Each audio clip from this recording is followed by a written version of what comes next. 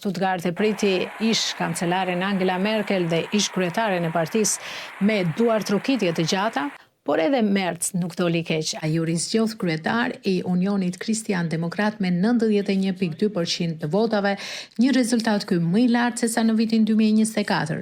Në fjalimin e tij, ai kërkoi më shumë disiplinë dhe më pak bllokada në koalicionin me socialdemokratët. Pranoi se pritshmëritë për reformat mund të kenë qenë shumë të larta dhe theksoi se ndryshimet kërkojnë kohë.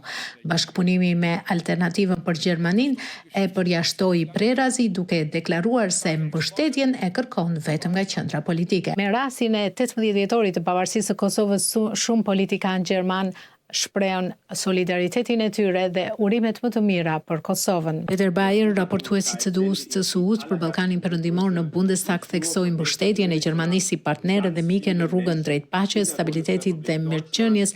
Anton Hofreiter nga të gjelbrit vuri në pak zhvillimin demokratik dhe objektivin që Kosova të bëhet antare e Bashkimit Evropian. Johannes Folkman nga CDU kujtoi historinë e dhimbshme të Kosovës duke vlerësuar përparimin e vendit në vitet e pavarësisë.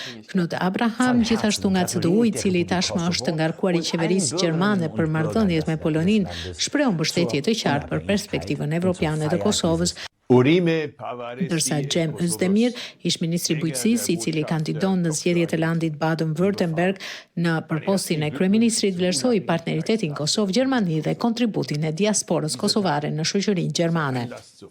Fatlume Bunjaku ishte këtë vit përfaqësuese e Shqipërisë dhe Kosovës në festivalin ndërkombëtar të filmit Berlinale, që u zhvillua këto 10 ditë në Berlin. Ajo ishte një nga 10 aktoret më premtuese evropiane të përzgjedhura nga European Film Promotion, që u prezantuan para industrisë medias ndërkombëtare dhe publikut gjatë Berlinales 2026. Fakt ndihem shumë e lumtur edhe shumë e privilegjuar edhe shumë mirënjohëse në fakt që jam pjesë e këtij programi kaq prestigjioz për aktor. Jo vlerësua veçanërisht për interpretimin e saj në filmin Hana me regji të Ujkan Hysajt, rol që Juria Shooting Star e vlerësoi për prezencë fort në ekran dhe thellësi emocionale. Unë kam qenë vetëm 11 vjeç, natyrisht unë nuk e kam përjetuar dhunën seksuale, po unë e kam përjetuar luftën edhe për mua është hala shumë fresh si ngjarje.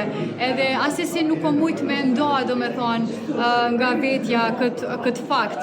Nuk ka qenë vetëm një rol edhe një proces i zakonshëm i xhirimeve të filmit, por ka qenë një gjatë gjithë kohës ka qenë shumë një përgjegjësi e madhe morale